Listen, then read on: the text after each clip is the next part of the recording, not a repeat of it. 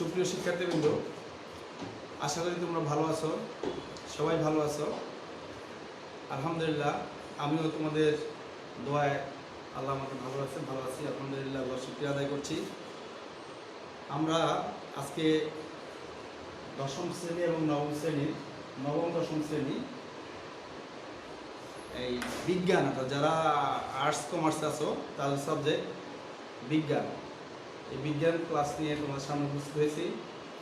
আমরা দশম অধ্যায় এসো বলকে জানি এই চ্যাপ্টারটা নিয়ে আজকে আলোচনা করব। যারা সেটের সামনে আছো, লাইভে আছো, তারা খাতা কলম নিয়ে থাকো এবং মনোযোগী হও। আমি চেষ্টা করব সামান্য কিছু আলোচনা করে তোমাদেরকে বল সম্বন্ধে একটু ধারণা দিতে, কারণ এই বল তো আসলে সায়েন্সের একটা অধ্যায়, আর তোমরা যেহেতু আর্টস কমার্সে আছো তো তোমাদেরকে জাস্ট এটার উপরে একটু ধারণা দেওয়াটাই হলো আমার চেষ্টা।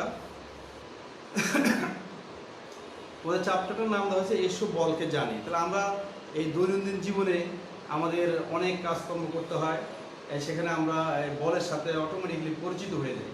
যেমন কোনো একটা কিছুকে সরাইতে চাই, কোনো একটা কিছুকে কাছে টেনে আনতে চাই, কাউকে ধাক্কা দিতে চাই, কাউকে ধরে রাখতে চাই, বা কোনো কিছুকে সরিয়ে ফেলতে চাই, আবার জায়গায় আনতে চাই। এই ধরনের নানা ধরনের কাজের সাথে আমরা কিন্তু জড়িত, এবং সেই কাজগুলো করার সময় আমরা যে জিনিসটা প্রয়োগ করে কাজটা সমাধা করি, ওইটাই হলো আমাদের আসলে বল।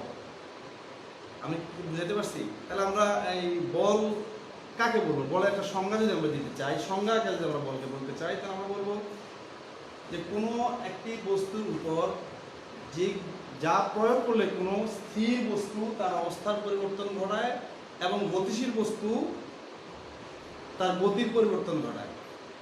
অর্থাৎ যেই বস্তুটা ক্রিয়া করলে, অর্থাৎ যার ফলে কোনো একটা স্থির বস্তু তার অবস্থার পরিবর্তন ঘটাইতে পারে, অথবা কোনো গতিশীল বস্তুকে তার গতির পরিবর্তন ঘটাতে পারি, যেই জিনিসটার ফলে এই কাজটা আমরা করতে পারি সেটা হলো আমাদের বল। আমি আবার বলি, বল এমন একটি জিনিস যা কোনো স্থির বস্তুকে তার অবস্থার পরিবর্তন ঘটায়, যেখানে আছে সেখান থেকে অন্যত্রে নিয়ে যায়, অথবা কোনো গতিশীল বস্তু আছে যাকে আমি প্রয়োগ করে তার গতির পরিবর্তন ঘটাই, বাড়াইতে পারি, কমাইতে পারি বা থামিয়ে দিতে পারি। এরকম যার ফলে এই ঘটনা ঘটে সেটাই হলো আমাদের বল। তো এই বলের উপর আমাদের বিজ্ঞানী নিউটন গতির উপর কয়েকটা সংজ্ঞা দিয়েছেন। আমরা এখানে 3টা সংজ্ঞা আমাদের বইতে আছে। আমরা 3টা সংজ্ঞা থেকে এই নিউটনের প্রথম যে গতি বিষয়ক সূত্র, সেই সূত্র থেকে আমরা কিন্তু বলের সংজ্ঞাটা পেয়ে যাই। নিউটন প্রথম সূত্রটা দিয়েছিলেন কি, যে বাইরে থেকে বল প্রয়োগ না করলে স্থির বস্তু চিরকাল স্থির থাকবে এবং গতিশীল বস্তু চিরকাল সমবেগে চলতে থাকবে। তাহলে বাইরে থেকে নিশ্চয়ই কিছু প্রয়োগ করতে হচ্ছে, না করলে আমরা এই স্থির বস্তু চিরকাল স্থির থাকবে আর গতিশীল বস্তু চিরকাল সমবেগে চলতে থাকবে। এটা নিউটনের প্রথম সূত্র।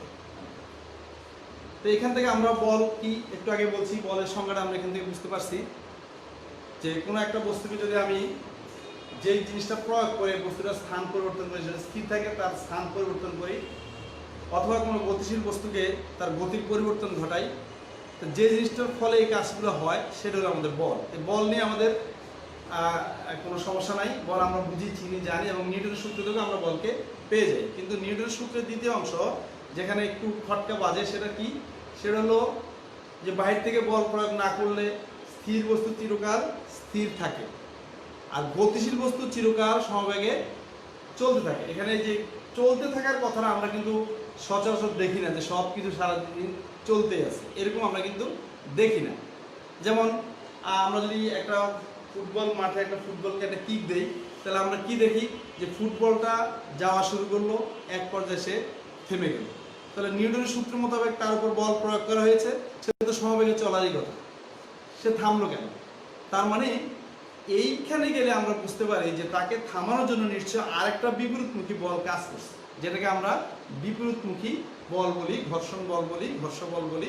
এটা তার চলার পথে বাধা প্রদান করে। যেমন মাঠে দিয়ে যদি গড়িয়ে যায়, তাহলে মাঠ ঘাস তার একটা বিপরীতমুখী বল কাজ করছে তাকে থামিয়ে দেওয়ার জন্য, যার কারণে তার বল আস্তে আস্তে কমে থেমে গেছে।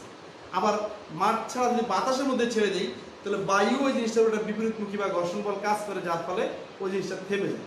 তাহলে নিউটন যে সূত্রটা দিচ্ছেন যে সমবেগে সবসময় চলতে থাকবে, কথাটা ঠিক আছে, তবে সেটার জন্য শর্ত হলো কি? বাধাহীনভাবে, কোনো ধরনের বাধা তার উপর আসতে পারবে না। আমরা কি বুঝতে পারছি? তাহলে আমরা নিউটনের এই প্রথম সূত্র থেকে বলের সংজ্ঞা পেয়ে যাই। আর এখানে স্থির বস্তু চিরকাল স্থির থাকে আর গতিশীল বস্তু চিরকাল সমবেগে চলতে থাকে। এখান থেকে আমরা বস্তুর একটা ধর্ম পাই, যার নাম হলো জড়তা। তো জড়তা কি? জড়তা হলো কোনো একটি বস্তু যে অবস্থায় আছে ঠিক সে অবস্থায় সে থাকতে চায়। বস্তুর এই যে ধর্ম, এটার নাম হলো জড়তা। কোনো একটি বস্তু যে অবস্থায় আছে সে ঠিক সে অবস্থায় থাকতে চায়, এটা হলো তার জড়তা। তাহলে স্থির বস্তু সে যেভাবে আছে সে সারা জীবন স্থির থাকতে চায়, যদি এর কেউ না সরায়। যেমন ধরো আমাদের স্কুল এখন বন্ধ, আমরা বন্ধের আগে বেঞ্চ টেবিল চেয়ার যেটা যেখানে রেখে গেছি, আমরা যদি 6 মাস পরে এসে স্কুল খুলে দেখি, আমরা কি দেখবো? আমাদের ওই টেবিল চেয়ারগুলো ওই জায়গায় আছে। তার মানে কি? এই বস্তুর ধর্মই হলো সে যেখানে আছে সেখানে থাকতে চায়। এটা তো তার জড়তা। তো জড়তা দুই রকম আছে, একটা হলো স্থিতি জড়তা আর একটা হলো গতি জড়তা। স্থিতি জড়তা কি? স্থিতি জড়তা হলো যেটা স্থির আছে সেটা স্থির থাকতে চায়, এটা হলো তার স্থিতি জড়তা। আর গতি জড়তা হলো যেটা গতিশীল আছে সেটা গতিশীল থাকতে চায়, এটা হলো তার গতি জড়তা। আমরা আমাদের এই বাস্তব জীবনে স্থিতি জড়তা এবং গতি জড়তার কিছু উদাহরণ পেশ করতে পারি। যেমন ধরো আমরা এই রোদে একটা কম্বল দিলাম, কম্বল রোদে দেওয়ার পরে আমরা মাঝে মাঝে কি করি? লাঠি দিয়ে কম্বলকে আঘাত করি। লাঠি দিয়ে আঘাত করলে আমরা দেখি কি ধুলাগুলো, কম্বলে যে ধুলা ছিল সেগুলো পড়ে যায় নিচে। তাহলে এটা কেন পড়লো? এটাই হলো তার স্থিতি জড়তার কারণ। যেমন কম্বলে যে ধুলাগুলো ছিল সেগুলো স্থির থাকতে চেয়েছিল, আর আমি আঘাত করলাম কম্বলকে, কম্বল গতিশীল হয়ে গেছে। তাহলে ধুলা এবং কম্বল দুটো পৃথক হয়ে গেছে, কম্বলটা গতিশীল হতে সরে গেল, আর ধুলাটা আগের জায়গায় স্থির থাকতে চেয়েছিল, বিধায় কম্বল না থাকাতে সে নিচে পড়ে গেল। তাহলে আমরা এটা একটা স্থিতি জড়তার উদাহরণ আমরা বলতে পারি। আমরা আরো কিছু উদাহরণ পেশ করতে পারি, আমরা বাস্তব জীবনে দেখি। যেমন ধরো তুমি বাইকের পিছনে উঠলাম, মোটর বাইকের পিছনে উঠলাম, বাইকটা স্থির অবস্থায় আছে, তাহলে তুমিও স্থির থাকতে চাইবে, বাইকও স্থির থাকতে চাইবে। এখন বাইকটা হঠাৎ গতিশীল হলো, হঠাৎ গতিশীল হলে কি হলো? তুমি পিছনের দিকে হেলে পড়লে।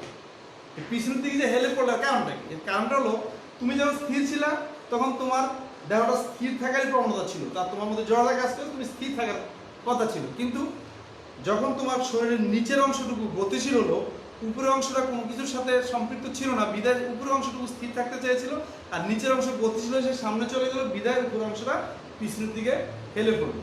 এটা হলো তোমার স্থিতি জড়তার কারণ। আবার একই রকম ভাবে এটাকে আমরা গতি জড়তাতে ব্যাখ্যা করতে পারি। গতি জড়তা যেটা গতিশীল আছে সে গতিশীল থাকতে চায়। তো গতিশীল থাকতে চাইলে আমি যদি দেখি যে একটা চলন্ত বাসে আমি উঠলাম, বাস চলতেছে, আমিও বাসের সিটে বসে আছি, বাসের সাথে আমার নিচের অংশটুকু সম্পৃক্ত, উপরের অংশটা কিন্তু বাসের কোনো অংশের সাথে সম্পৃক্ত না। এই অবস্থায় চলন্ত বাস যদি হঠাৎ করে ব্রেক কষে, তাহলে আমি কি দেখবো? যে আমি সামনের দিকে ঝুঁকে পড়ছি। কারণ কি?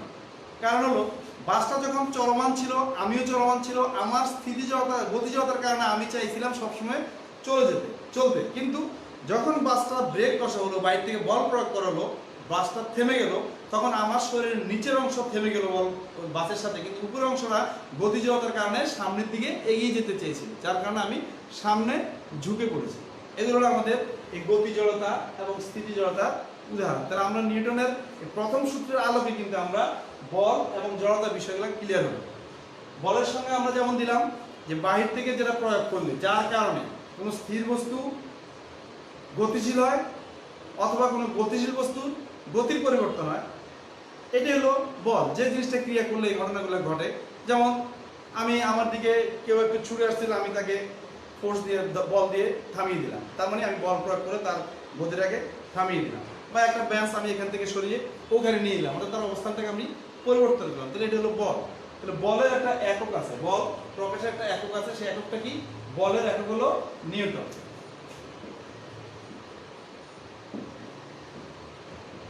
বলের একক নিউটন। আচ্ছা, এখন নিউটন যেহেতু সূত্র দিছে সেখান থেকে আমরা বল পেয়েছি, এই জন্য তার একক নিউটন হয়ে গেছে। এতটুকু জেনে রাখলে আমাদের হবে না। নিউটন আসলে একটা বল পরিমাপের একক। সেটা কিভাবে আমরা নির্ণয় করব? আমরা যদি কোনো একটা বস্তুর উপর এরকমভাবে আমরা নিউটনটা দিতে পারি যে 1 কিলোগ্রাম ভরের, এটা হলো 1 কেজি ভরের কোনো বস্তুর উপর আমি যে পরিমাণ বল প্রয়োগ করলে F যদি F পরিমাণ বল প্রয়োগ করলে এই বস্তুটাতে যদি ত্বরণ সৃষ্টি হয়, ত্বরণ সৃষ্টি হয় কত 1 মিটার পার সেকেন্ড স্কয়ার ত্বরণ সৃষ্টি হয়, তাহলে যেই বলটা দিলে আমার এই 1 কেজি ভরের উপর যে বলটা প্রয়োগ করলে তার মধ্যে 1 মিটার পার সেকেন্ড স্কয়ার ত্বরণ সৃষ্টি হবে, সেই বলটার একক হলো 1 নিউটন। তাহলে নিউটন বলতে আমরা কি বুঝবো? 1 কেজি ভরের কোনো বস্তুর উপর যে পরিমাণ বল প্রয়োগ করলে তার মধ্যে 1 মিটার পার সেকেন্ড স্কয়ার ত্বরণ সৃষ্টি হবে, সেই জিনিসটাকে আমরা বলবো নিউটন। তাহলে আমাদের আসলে একটু ত্বরণ সম্বন্ধে জানা দরকার। ত্বরণটা কি? আমরা যখন কোনো বস্তুর উপর বল প্রয়োগ করব তখন তার কি হবে? গতি সৃষ্টি হবে। এই গতি যদি বৃদ্ধি পায়, ধীরে ধীরে বৃদ্ধি পায়, তাহলে তার নাম হবে ত্বরণ। অর্থাৎ কোনো বস্তুর উপর বল প্রয়োগ করলে বলের অভিমুখে বস্তুর গতি যদি বৃদ্ধি পায়, সময়ের সাপেক্ষে যদি গতি বৃদ্ধি পায়, তাহলে সেটার নাম হবে ত্বরণ। অর্থাৎ যদি আমি এখানে এই বস্তুর উপর বল প্রয়োগ করলাম, সে এখানে আসলো, তাহলে এখানে আমি বল প্রয়োগ করলাম F, এটা একটা বস্তু 1 কেজি ভরের, এটা এখানে আসলো, এখানে আসতে তার সময় লাগছে T, এখানে এটা 1 কেজি থাকবে, এখানে আসতে তার সময় লাগছে T, এবং এই T সময় তার বেগ ধীরে ধীরে বাড়ছে, ধীরে ধীরে বৃদ্ধি পাইছে। এই বৃদ্ধি পাওয়ার ফলে তার মধ্যে ত্বরণের সৃষ্টি হয়েছে। এর আবার নেগেটিভ আরেকটা কথা আছে যেটাকে আমরা মন্দন বলি, সেটা হলো বেগ হ্রাসের হার। অর্থাৎ আমি যদি কোনো চলন্ত গাড়িতে ব্রেক করি, তাহলে গাড়িটার অবস্থা হবে কি? আস্তে আস্তে তার বেগ কমতে থাকবে। এই কমাটা হলো মন্দন, অর্থাৎ ঋণাত্মক ত্বরণ। সেটাকে আমরা এ দ্বারা প্রকাশ করি। ত্বরণকে আমরা প্রকাশ করি কি দ্বারা? এ দ্বারা প্রকাশ করি। আর ফোর্সকে আমরা বলকে আমরা F দ্বারা প্রকাশ করি। তাহলে আমরা বলের সংজ্ঞা জানলাম, বলের একক জানলাম, বলের সাথে আমরা ত্বরণটাও শিখে নিলাম, ত্বরণ কাকে বলে। তাহলে আমরা নিউটনের প্রথম সূত্রও জানলাম, এবং আরেকটা জিনিস আমরা জানি, নিউটনের দ্বিতীয় সূত্র আমরা একটা আলোচনা করি। নিউটন তার দ্বিতীয় গতির দ্বিতীয় সূত্রে কি বলেছে?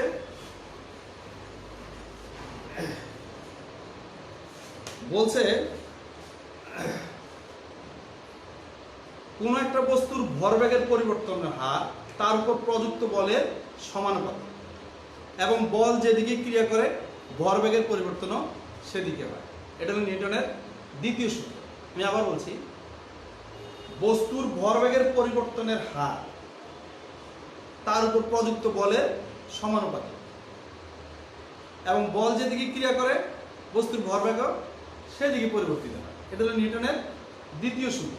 তাহলে আমাদের এখানে বুঝতে হবে যে ভরবেগটা কি। তাহলে ভরবেগ হলো ভর এবং বেগের গুণফল।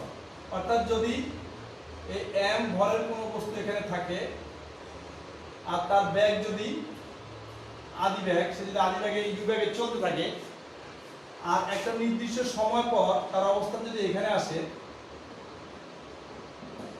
এখানে আসলে তখন তার শেষ বেগটা যদি v হয়, আর এই সময়টা আসতে তার যদি t সময় লাগে, আর এখানে যদি ত্বরণ হয় a, আমরা একটু ত্বরণ বললাম যে বেগ বৃদ্ধির হার, তাহলে এখানে আমি ফোর্স প্রয়োগ করলাম, বল প্রয়োগ করলাম m ভরের একটি বস্তুকে, যখন তার বেগ ছিল u, 0 এর মান যাই হোক আমরা ধরে নিলাম u, এটা 0 হতে পারে, আবার v যদি থেমে যায় তাহলে এর মান 0 হবে, এটা চলমান থাকতে পারে, আবার এটাও চলমান থাকতে পারে। আমরা ধরে নিলাম u একটা আদি বেগ, u হলো কি আদি বেগ, অর্থাৎ শুরুতে তার বেগ u সমান এটা আদি বেগ, আর শেষ বেগ ধরলাম কি v, মান যাই হোক হতে পারে। তাহলে এখন নিউটন বলছে কি ভর বেগ, তাহলে ভর এবং বেগের গুণফলকে ভরবেগ বলে, ভর এবং বেগের গুণফলকে ভরবেগ বলে। তাহলে এখানে এই ভরবেগ হবে কি m গুণ u, আর এখানে ভরবেগ হবে কি m গুণ v, দুইটা ভরবেগ, একটা আদি ভরবেগ, একটা হলো শেষ ভরবেগ। তাহলে আমরা একটু আগে যে ত্বরণের সংজ্ঞা দিলাম, ত্বরণের সংজ্ঞা থেকে আমরা কি বলছিলাম যে কোনো একটা বস্তু সময়ের সাথে বেগের যে পরিবর্তন, অর্থাৎ সেই সময় যদি সে যদি এইখান থেকে যদি আমরা যে চিত্র দেখাচ্ছিলাম এখানে আসে, এখানে আসতে তার কি সময় লাগে, তার ত্বরণ কত হবে। তাহলে এখানে যে তার m থাকে, m এর কোন বস্তু এখানে যদি u বেগে থাকে, এখানে যদি v বেগে থাকে, তাহলে তার ত্বরণ হবে a = v - u / t। এখানে কেন ভি মাইনাস ইউ দিলাম? কারণ হলো ভিটা হলো ব্যাগ বৃদ্ধি পেয়ে এসেছে, কারণ ত্বরণ মানে হলো ব্যাগ বৃদ্ধির হার। হার হলো সময় দিয়ে ভাগ করলে হার পাওয়া যায়, অর্থাৎ এখান থেকে এই বস্তুটা এখানে আসতে তার টি সময় লাগছে, তাহলে এক সময় সে একক সময় অর্থাৎ একক সময় সে কতটুকু দ্রুত অতিক্রম করছে, এটাই হলো তার ত্বরণ। আর এখানে আমরা দেখলাম যে ভরবেগ, ভর এবং বেগের গুণফলকে ভরবেগ বলে। তাহলে নিউটনের দ্বিতীয় সূত্র বলছে যে বস্তুর ভরবেগের পরিবর্তনের হার, তার মানে ভরবেগের পরিবর্তন যদি আমরা বলতে চাই তাহলে আমরা লিখতে হবে ভরবেগের পরিবর্তন যদি আমরা দেখাতে চাই তাহলে আমরা বুঝতে হবে যে ভরবেগ এখানে হলো এম ইউ একটা ভরবেগ আর এম ভি আর একটা ভরবেগ। তাহলে যেহেতু এখানে ত্বরণ আছে তার বৃদ্ধি পাইছে, তাহলে এটা বড় হবে, তো এটা থেকে আমরা এটা বিয়োগ করব, পরিবর্তন বাইর করতে হবে। তাহলে আমরা লিখতে পারি M V minus M U ভরবেগ পরিবর্তন কতটুকু হলো আমরা বুঝলাম। ভরবেগের পরিবর্তনের হার যদি আমরা বলি তাহলে তার উপর আমরা কি দিব? টি। পরিবর্তনের হার, ভরবেগের পরিবর্তনের হার, তার উপর প্রযুক্ত বলের সমানুপাতিক। তার উপর প্রযুক্ত বল যদি আমরা এফ ধরি, ফোর্স প্রয়োগ করলাম এফ, তাহলে সমানুপাতিক মানে এই চিহ্ন। তাহলে নিউটনের দ্বিতীয় সূত্র আমাদের যা বলছে তা আমরা যদি গাণিতিকভাবে সাজাই তাহলে আমরা কি বলতে পারি যে কোনো বস্তুর উপর প্রযুক্ত বল প্রয়োগ করলে তার ভরবেগের যে পরিবর্তন হবে, ভরবেগের পরিবর্তন M V minus M U, এটা হলো তার ভরবেগের পরিবর্তন। আর কি দিয়ে ভাগ দিলে হলো হার। তাহলে ভরবেগের পরিবর্তনের হার হবে তার উপর যে বলটা প্রয়োগ করলাম তার সমানুপাতিক। তাহলে ভরবেগের পরিবর্তন হবে তার উপর প্রযুক্ত বলের সমানুপাতিক। এখন আমরা যদি এটাকে গাণিতিক ব্যাখ্যা দেই, আমরা যদি এভাবে লিখি, এখান থেকে আর এখানে এম কমন নিয়ে নেই, তাহলে থাকতেছে ভি মাইনাস ইউ টি আর এফ। একটু আগে আমরা পেয়েছি v minus u divided by t মানে হলো a, v minus u divided by t হলো এ মানে ত্বরণ। তাহলে আমরা এখানে সহজেই আমরা এই মানটা বসাই দিতে পারি, এই যে এতটুকুর মান আমরা লিখতে পারি এম এ, প্রপোর্শনাল হলো এফ। এই যে এতটুকুর মান আমরা এ বসাই দিতে পারি এই বিষয়টা। তাহলে এটা তো এ বসালে থাকতেছে এম, তাহলে M A is proportional to F. তার মানে আমরা সহজে বলতে পারি নিউটন যে দ্বিতীয় সূত্র দিয়েছে যে কোনো বস্তুর উপর যে প্রযুক্ত বল তার পরিমাণ হবে ওই প্রযুক্ত বলের ফলে তাদের যে ভরবেগের পরিবর্তন হবে এবং ভরের পরিবর্তনের হার হবে সেটা হবে তার উপর ওই যে প্রযুক্ত বলের সমানুপাতিক। অর্থাৎ ভরবেগের পরিবর্তনের হার তার উপর প্রযুক্ত বলের সমানুপাতিক। এখন আমরা এই গাণিতিকভাবে M A is proportional to F লিখলাম। আমরা যদি এখানে এরকম একটা অবস্থান দেখাই যে এই প্রশ্ন যদি আমরা উঠে দেই তাহলে আমরা গাণিতিক প্রক্রিয়া এইভাবে লিখতে পারি M A equal to K F. এখানে কে হলো সমানুপাতিক ধ্রুবক, পদার্থবিজ্ঞানের ক্ষেত্রে এই ধ্রুবক ব্যবহার করা কনস্ট্যান্ট, এই ধ্রুবক দিয়ে গুণ করে এটা সমান সমান করে নিলাম। এখন এই ক্ষেত্রে যদি আমরা দেখি যে আমাদের এই এম এর মানটা যদি হয় 1, অর্থাৎ 1 কেজি ভরের যদি কোনো বস্তু হয় তার উপর যদি 1 মিটার পার সেকেন্ড ত্বরণ সৃষ্টি হয়, ফলে যদি তার উপর 1 নিউটন বল সৃষ্টি হয়, তাহলে আমাদের এই কে এর মান হবে কত? কে সমান হবে 1। এখানে দেখাই তাহলে ক্লিয়ার বুঝবা। এই যে M A is equal to লিখলাম কে এফ। এম যদি 1 কেজি হয়, এম এর মান যদি 1 হয়, ত্বরণ যদি 1 হয় আর এই বল যদি তখন 1 হয়, সেক্ষেত্রে আমাদের এই কে এর মানটা হবে কত? কে এর মানটা হবে 1। তাহলে আমরা লিখতে পারি এই যে M A is equal to f, বা আমরা এটা গাণিতিক লিখতে পারি f is equal to m a. এটা আমাদের একটা সূত্র, এই সূত্র দিয়ে আমাদের অঙ্ক আছে। তাহলে নিউটনের দ্বিতীয় সূত্র থেকে আমরা স্পষ্টভাবে বুঝতে পারলাম যে এফ ইকুয়াল টু এম এ আমরা সহজে বলের পরিমাপ করতে পারি। আমরা প্রথম সূত্র থেকে বলের সংজ্ঞা জানলাম, বলের অবস্থার দিক জানলাম, জড়তা জানলাম, স্থিতি জানলাম, গতি জানলাম। এখন আমরা দ্বিতীয় সূত্র থেকে সহজে বলটা পরিমাপ করতে শিখলাম। কিভাবে পরিমাপ করলাম? দ্বিতীয় সূত্রে আমাদের আবার বলি আমি, দ্বিতীয় সূত্রে আমাদের বলছে যে ভরবেগের পরিবর্তনের হার তার উপর প্রযুক্ত বলের সমানুপাতিক। এই প্রযুক্ত বলটার মান আমরা বের করব। তাহলে আমরা দ্বিতীয় সূত্র থেকে আমরা সহজেই বল পরিমাপ করতে পারি। যেমন এখানে যদি এম ভরের কোনো একটা বস্তুকে আমরা যদি এই ইউ ব্যাগের আদি ব্যাগের এম ভরের একটা বস্তুকে টি সময় ধরে যদি বল প্রয়োগ করি, টি সময় ধরে যদি বল প্রয়োগ করি এবং তার মধ্যে যদি আমরা এ ত্বরণ সৃষ্টি করি, তাহলে তার শেষে এম এবং তার ব্যাক প্রাপ্ত হলো বি। এই এম হলো তার আগে ভর চেঞ্জ হবে না, কিন্তু ব্যাক পরিবর্তন হচ্ছে। ভর তো একই থাকতেছে, ভর যেখানে যাবে ভর একই। তাহলে এখানে তার ব্যাগ হবে বি। এখানে তার ভর ব্যাগ হলো কাকে বলে? ভর এবং ব্যাগের গুণফলকে ভর ব্যাগ বলে। তাহলে এই ভর ব্যাগের পরিবর্তন হবে কি? M V minus M U. এখানে ব্যাগ বাড়বে যেহেতু ত্বরণ আছে, সুতরাং তার মান বৃদ্ধি পাবে, বড় থেকে ছোট বিয়োগ করব। এবং তার হার যদি বের করতে হয় সময় দিয়ে ভাগ দিব। টি দিয়ে ভাগ দিয়ে আমরা পেলাম কত? M V minus M u divide by t. এর প্রপোর্শন হবে কত? ওই যে প্রযুক্ত বল। এইখান থেকে আমরা এমটা কমন নিলে বি মাইনাস ইউ থাকতেছে ডিভাইড বাই টি, আর v by u minus t এটা মানে হলো এ। আমরা এর ত্বরণের সংজ্ঞা যখন শিখছি তখন দেখা গেছে। তাহলে আমরা এই এটার পরিবর্তে আমরা লিখতে পারি এ। তাহলে আমরা পেয়ে গেলাম M A is proportional to F. আমরা এফ এর মান নির্ণয় করতে শিখে গেলাম, কিন্তু আমরা এটাকে সহজে মান নির্ণয় করার জন্য এই ভর, ত্বরণ এবং বলটাকে এককে নিয়ে নিলাম, অর্থাৎ এক। এম এর মান যদি এক হয়, ত্বরণের মান যদি এক হয়, বল যদি এক হয়, অর্থাৎ এটা যদি 1 কিলোগ্রাম হয়, এটা যদি 1 মিটার পার সেকেন্ড স্কয়ার হয়, আর এটা যদি 1 নিউটন হয়, তখন এই কে এর মান হবে 1। সেক্ষেত্রে আমরা সরাসরি লিখতে পারি ma is equal to f, অর্থাৎ a f is equal to ma। এই সূত্র দিয়ে আমরা বলের পরিমাপ নির্ণয় করতে পারি। এরকম অঙ্ক তোমাদের বইতে আছে বল পরিমাপের। আমরা দেখি একটা অঙ্ক করি, এই সূত্র ব্যবহার করে একটা অঙ্ক করি, তাহলে আমরা আরেকটু ক্লিয়ার হয়ে যাব।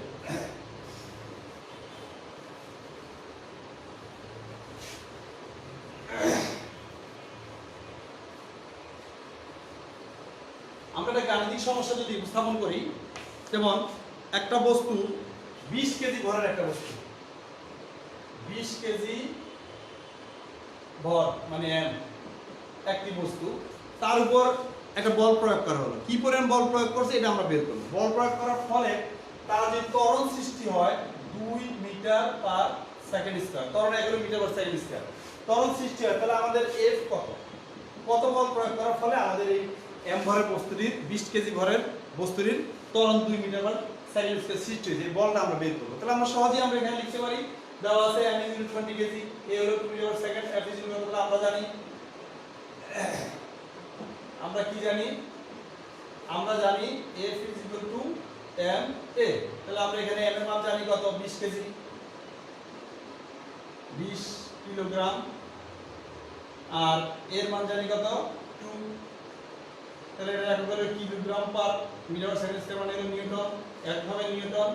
তাহলে 40 দুগুণ 20 দুগুণ কত? 40। এগুলো ইংলিশ লিখতে হবে, 40 নিউটন। খুব সহজে আমরা আমাদের সূত্র থেকে বল পরিমাপ করতে পারি। তাহলে আমরা নিউটনের দ্বিতীয় সূত্র থেকে বলের পরিমাপ কিভাবে করতে হয় এটা শিখলাম। এখন আসো, নিউটন আরেকটা সূত্র দিয়েছে, সেটা হলো তৃতীয় সূত্র বলি আমরা। সেটা কি? সেটা হলো এটাকে ক্রিয়া প্রতিক্রিয়া, অর্থাৎ প্রত্যেক ক্রিয়ার একটি সমান এবং বিপরীত প্রতিক্রিয়া আছে। প্রত্যেক ক্রিয়ার একটি সমান এবং বিপরীত প্রতিক্রিয়া আছে। এটা হলো নিউটনের তৃতীয় সূত্র, খুব ছোট সূত্র, এবং এটা আমরা বাস্তব ক্ষেত্রে দেখি। যেমন ধরো আমি এই ফ্লোরের উপর দাঁড়িয়ে আছি, তার মানে কি আমার একটা নির্দিষ্ট ওজন বা একটা বল ফ্লোরের উপর ক্রিয়া করতেছে, আর ফ্লোর সমান আরেকটা বল দিয়ে আমার দিকে ক্রিয়া করছে, যার ফলে আমি ফ্লোরের উপর দাঁড়িয়ে আছি। যদি এই বলের তারতম্য ঘটতো, অর্থাৎ আমার কাছ থেকে যদি বল কম হতো, ফ্লোর যদি বেশি বল দিত, তাহলে আমি উপরের দিকে উঠে যেতাম। আবার আমার বলটা যদি বেশি হতো, ফ্লোরের বল যদি কম হতো, তাহলে আমি নিচের দিকে দেবে যেতাম। তো যাচ্ছি না কেন? যেহেতু প্রত্যেকটা বস্তুর একটি সমান এবং বিপরীত বল আছে, প্রত্যেকটা বস্তু, যার কারণে প্রত্যেকটা বস্তু নির্দিষ্ট জায়গায় জায়গায় অবস্থান করতেছে। তাহলে প্রতিটি বস্তুর একটা কি সমান এবং বিপরীত প্রতিক্রিয়া বল আছে। Every action has an opposite reaction, মানে প্রত্যেক ক্রিয়ার একটা সমান এবং বিপরীত প্রতিক্রিয়া আছে। যে কোনো ক্রিয়ার একটি সমান এবং বিপরীত প্রতিক্রিয়া। আমরা আরো কিছু উদাহরণ দিয়ে দেখি।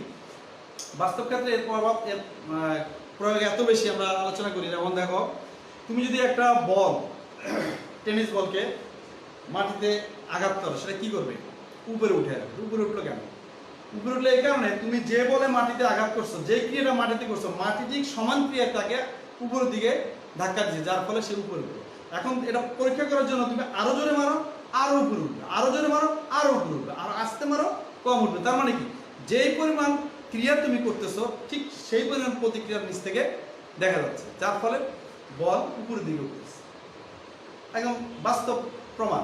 আবার আমরা এই যে আমরা চলাফেরা করি, হাঁটি, এখানেও কিন্তু একটা প্রতিক্রিয়া বল আছে।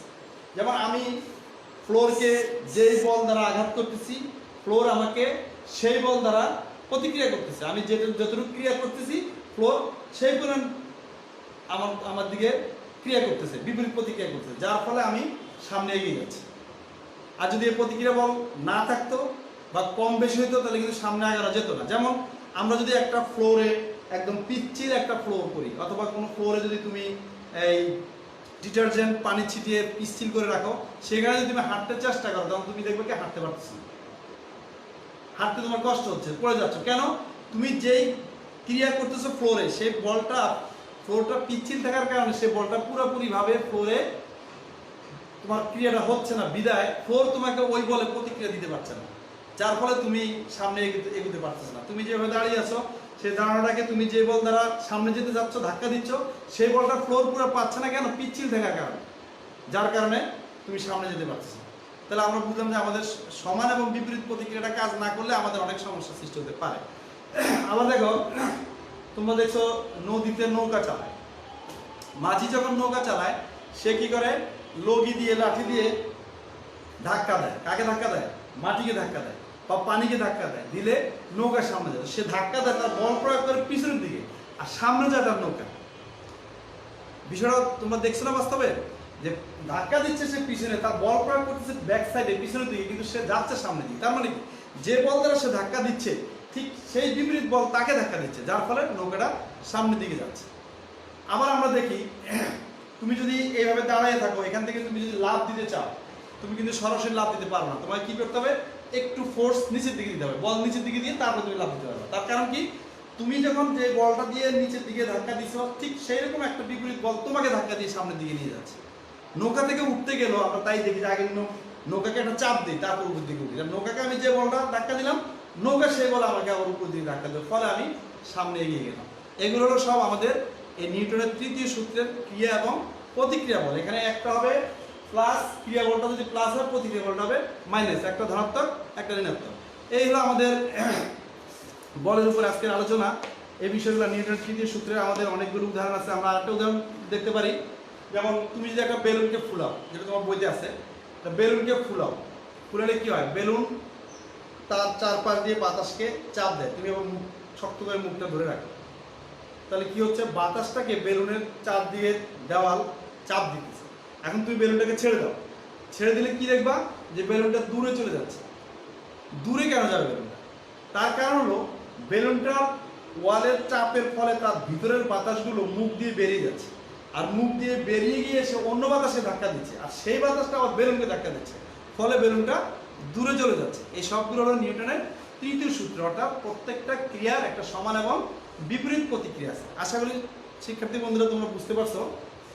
আজকে আমাদের এই দশম অধ্যায়ের এসব বলকে জানি, বল সম্বন্ধে আমরা বিস্তারিত আলোচনা করছি।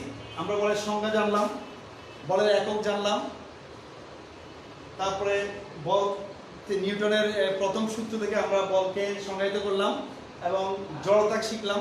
জড়তা আমরা দুই রকম দেখলাম, একটা স্থিতি জড়তা, একটা গতি জড়তা। এরপর আমরা দ্বিতীয় সূত্র থেকে ভরবেগ শিখলাম, ভরবেগের পরিবর্তনে হাত দিয়ে আমরা বল পরিমাপ কীভাবে করতে হয় সেটা শিখলাম, সে ব্যাপারে একটা গাণিতিক সমাধান করলাম। আমরা ত্বরণ কি তা জানলাম, ত্বরণের একক কি তা জানলাম, ত্বরণের সংজ্ঞা কি তা জানলাম, ত্বরণ কীভাবে বের করতে সেটা জানলাম, এবং নিউটনের গতিসূত্রগুলো আমরা তিনটা সূত্রে আজকে আলোচনা করলাম। আশা করি শিক্ষার্থী বন্ধুরা তোমরা বুঝতে পারছো, তোমাদের বইতে সব কিছু আছে। আর একটু ভালো করে তোমাদের যদি বইটা পড়ো, তাহলে তোমাদের বিষয়টা পুরোপুরি তোমাদের নলেজে এসে যাবে। আজকে আমরা এখানে শেষ করছি। সবাই ভালো থেকো, ধন্যবাদ সবাইকে, আসসালামু আলাইকুম।